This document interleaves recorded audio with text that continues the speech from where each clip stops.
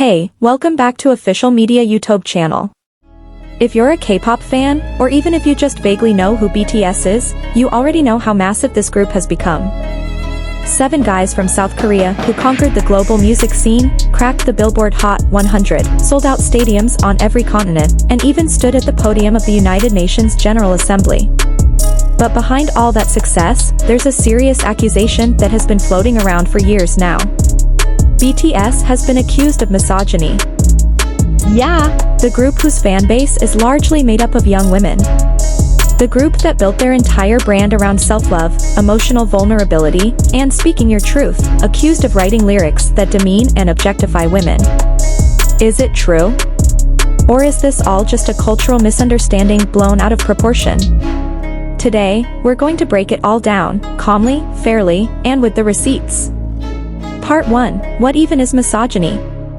Before we dive into the accusations, let's get one thing straight. What does misogyny actually mean? Misogyny isn't just being a little disrespectful toward women. The word comes from Greek, misos, meaning hatred, and gyna, meaning woman. Literally, hatred of women. In the context of music and pop culture, misogyny can show up in a lot of ways: lyrics that objectify women's bodies, that portray women as weak or powerless, or that treat women purely as props to boost a male artist's image. Now, the accusations against BTS aren't about just one song. There are specific tracks and specific lyrics that have sparked serious debate.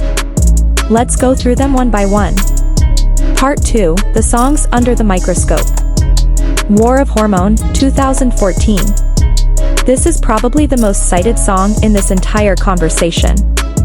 It was released during BTS's early era, when they were still building their identity as a young, edgy hip-hop group under Bigot Entertainment. The lyrics deal with hormones, sexual attraction toward women, and there are lines that, when translated literally, read something like, "Women were made for men, and the world revolves because of women." In a Western context, or really through the lens of contemporary gender criticism anywhere in the world, phrases like that are deeply problematic. Framing women as objects that exist for men is a textbook example of objectification. Now, there are things worth considering here. This song was written when BTS members were between 17 and 20 years old, and it was produced within the early 2010s K-pop industry, which operated with very different standards around lyrical content. Does that excuse it? No. But it's important context. BTS themselves, through various interviews in later years, have acknowledged that this song belongs to an early phase of their career that doesn't necessarily reflect who they are today. Spinebreaker, 2013. This one is a more unique case. On the surface, the lyrics seem to criticize young women for asking their parents to buy them expensive clothes, specifically the popular North Face padded jackets that were a status symbol in Korean schools at the time. There's language about draining money from parents. Many critics saw this as a misogynistic attack, targeting consumerist behavior that is stereotypically associated with girls and young women. But there's a counter-argument. The song could be read as broader social commentary on teen consumerism in general, not an attack specifically on women. The problem is that the execution leans so heavily on gender stereotypes that the message becomes ambiguous, and that ambiguity itself is already a problem. Lyrics in members' solo mixtapes. Beyond the group discography, certain lyrics in individual members' solo mixtapes have also drawn criticism. This is a grayer area, since mixtapes are generally seen as a space for more personal, unfiltered expression. Some of those lyrics include rougher language, explicit sexual references, or phrasing that, in certain contexts, reads as demeaning toward women. The question becomes, does this reflect the artist's personal worldview, or is it artistic exploration within the hip-hop genre, which has a long and complicated history with exactly this kind of language? Part 3, the other side, arguments in BTS's defense. Alright, now let's hear the other side. Many fans and pop culture analysts argue that the misogyny label applied to BTS is unfair, for several reasons. First, cultural and linguistic context. South Korea and the English-speaking West have different linguistic norms. Some expressions that sound harsh or offensive in English translation don't necessarily carry the same connotations in Korean. Fan-made translations circulating online are often imprecise or tone-deaf to these nuances, which means a lot of people are forming opinions based on readings that may not fully capture the original intent. Second, genuine artistic evolution.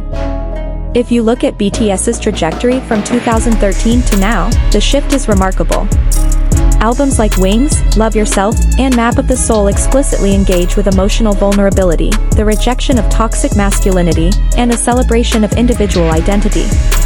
That's not the output of a group rooted in misogynistic ideology. Third, real-world activism. RM has spoken openly about his support for gender equality.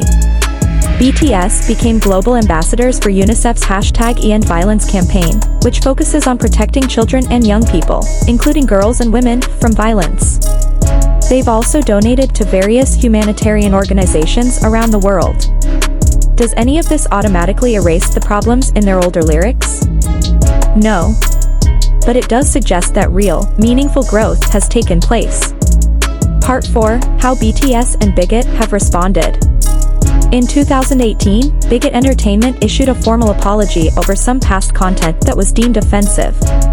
That apology was primarily about merchandise featuring imagery of the Nagasaki atomic bomb, but it also broadly acknowledged that some early content lacked sensitivity. However, no formal apology was ever issued specifically addressing the misogyny accusations. Some BTS members have stated in interviews that they've grown and changed, and that their early work doesn't fully represent who they are today. But for many critics, that kind of statement, without any concrete action to revisit or openly discuss the problematic songs, feels insufficient. It's the difference between quietly moving on and actively reckoning with your past. And right now, BTS has mostly done the former. Part 5, What should we do as listeners? This is the part one think matters most. We live in an age where fandom culture can be genuinely blinding. On one side, you have ARMY, BTS's famously passionate fanbase, who will defend their idols at all costs, treating any criticism as an attack from jealous haters. On the other side, you have people who use this issue purely as ammunition to tear down BTS's popularity, without any interest in actual nuanced discussion. Neither of those approaches gets us anywhere. What's actually productive is this: you can love something and still criticize it. You can enjoy BTS's music, appreciate the genuinely positive messages in so much of their work, and still acknowledge that parts of their catalog are problematic and worth critiquing. Enjoying music doesn't mean endorsing every word in the lyrics. But it also doesn't mean turning a blind eye to content that can cause harm, especially when you're talking about a group with the kind of influence BTS has over millions of young people around the world. Critical listening isn't betrayal. It's actually a sign of respect for the music, for the artists, and for yourself. Part 6, Conclusion. So, is BTS actually misogynistic? So, is BTS misogynistic? The honest answer is, it's not that simple. BTS as a group, particularly in their work from 2016 onwards, has consistently demonstrated a commitment to emotional honesty, a rejection of rigid gender stereotypes, and genuinely inclusive messaging. But some of their early songs, War of Hormone being the clearest example, do contain lyrics that, when examined through a contemporary gender-critical lens, are legitimately problematic. This isn't about losing context in translation or overreacting to Korean slang. It's about content that treats women as objects, regardless of what language it's delivered in. Does that make BTS a misogynistic group? Not quite, because misogyny is a belief system, not a single lyric written in someone's teenage years. The more accurate framing might be, BTS produced some misogynistic content early in their career, and they have grown significantly since then.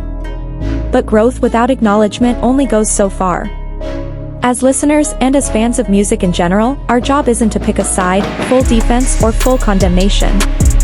Our job is to keep pushing the artists we support to be better, more responsible, and more aware of the impact their words have on the millions of ears and minds they reach every single day. That's how fandoms actually make a difference. Alright, that's my take on this whole controversy. I'd genuinely love to know what you think. Do you agree? Are there other songs or lyrics you think deserve a closer look? Drop it in the comments below. Let's have a real conversation about it. If you found this video valuable, please give it a like, share it with your K-pop friends who love a good debate, and subscribe if you haven't already. I put out content about pop culture, music, and the social issues wrapped up in both regularly. See you in the next one. Take care.